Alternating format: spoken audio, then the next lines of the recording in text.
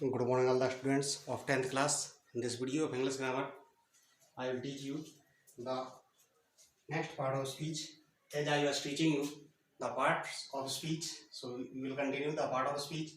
And our noun has almost finished. And now in this video, I will teach you the pronoun part of speech number 2. The pronoun सर्वनाम definition. संज्ञा noun के स्थान पर प्रयोग किए जाने वाले शब्दों को सर्वनाम कहते हैं। वह शब्द या दूसरे शब्दों में कहा जाए तो वह शब्द जो संज्ञा के स्थान पर प्रयोग किए जाते हैं सर्वनाम कहलाते हैं।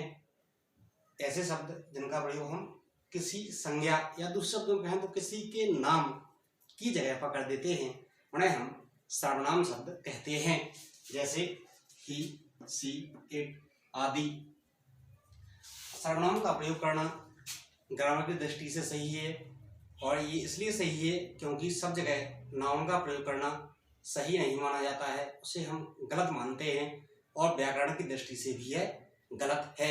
इसलिए सर्वनाम शब्दों का प्रयोग किया जाता है और ये सब संज्ञा के स्थान पर ही प्रयोग किए जाते हैं। ये बात भी आपको ध्यान रखनी है, भूलना नहीं है कि ऐसे शब्द जो संज्ञा के स्थान पर प्रयोग किए जाएं वे सर्वनाम शब्द कहलाते हैं।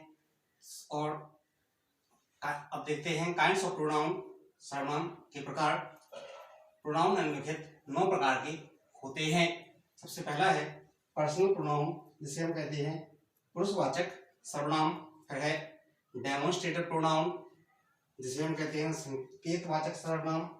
फिर है इंटरोगेटिव प्रोनाउन, जिसे कहते हैं प्रश्नवाचक सर्वनाम। इंडेफिनिट प्रोनाउन, जिसे कहते हैं अनिश्चयवाचक सर्वनाम।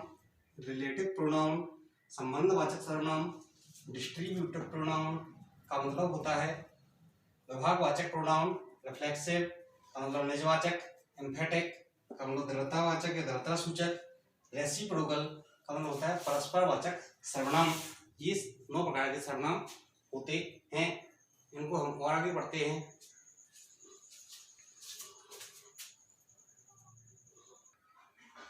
सबसे पहला है personal pronoun. Number first, pronoun के 9 काइंड में सबसे पहला पर्सनल प्रोनाउन पुरुषवाचक सर्वनाम। जानते हैं क्या है पुरुषवाचक सर्वनाम? परिभाषा, डेफिनेशन। जो सर्वनाम शब्द किसी व्यक्ति या वस्तु के लिए प्रयोग किए जाते हैं पुरुषवाचक सर्वनाम कहलाते हैं। ऐसे शब्द जो किसी व्यक्ति या वस्तु के लिए प्रयोग किए जाएं वे पुरुषवाचक सर्वनाम कहलाए जाएंगे। जैसे I, he, we, it, ETC. Personal pronoun के 3 पर्सन होते हैं। फर्स्ट पर्सन प्रथम पुरुष, सेकंड पर्सन उत्तम पुरुष, थर्ड पर्सन अन्य पुरुष। ये 3 पर्सन होते हैं। फर्स्ट पर्सन में के अंतर्गत वे प्रोनाउन शब्द आते हैं जो बोलने वाला अपने लिए प्रयोग करता है।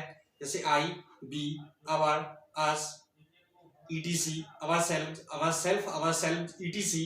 ये शब्द वह सर्वनाम शब्द जो बोलने वाला अपने लिए प्रयोग करता है वे शब्द फर्स्ट पर्सन के अंतर्गत आते हैं। जैसे कि I, we, our, us, our self, ETC. ये फर्स्ट पर्सन के प्रोनाउन कहलाते हैं, फर्स्ट पर्सन के प्रोनाउन के अंतर्गत आते हैं। दूसरा होता है सेकंड पर्सन।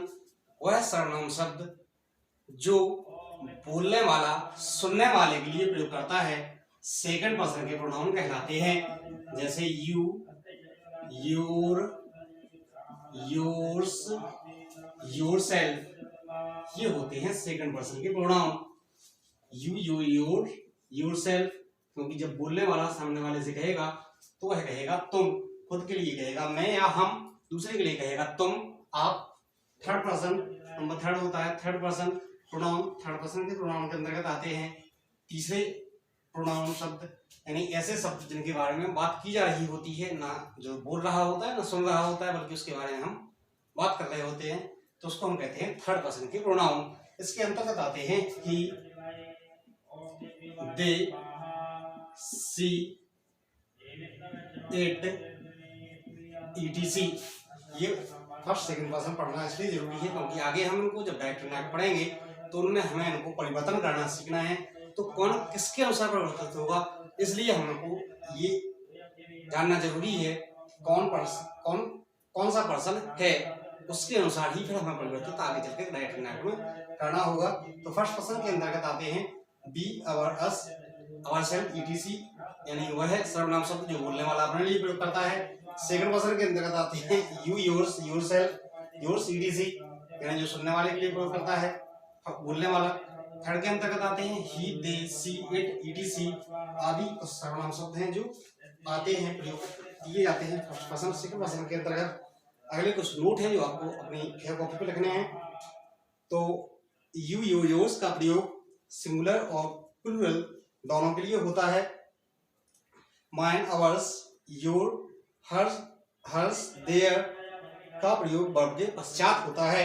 जैसे this book is mine, this school is ours. अगला नोट नंबर थर्ड, जब तीनों पर्सन एक साथ प्रयोग हुए हों तो सेकंड, थर्ड और फर्स्ट को रखना चाहिए। जब तीनों एक साथ आते हैं तो सबसे पहले सेकंड, फिर थर्ड और फिर फर्स्ट को रखते हैं। यानी पहले आएगा यू, फिर ही और फिर आई। जब भी ये तीनों पर्सन हमें एक साथ रखने हो तो हम इस क्रम में रखेंगे। पहले सेकंड पर्सन, फिर थर्ड पर्सन और फिर फर्स्ट पर्सन का प्रयोग करते हैं। इट का प्रयोग निर्जीव वस्तुओं, पक्षियों, छोटे बच्चों, मौसम तथा किसी स्थान, किसी कथन का उल्लेख करने के लिए होता है। तो आज की वीडियो में इतना ही। इसके आगे देखते हैं अगली वीडियो में। Thank you.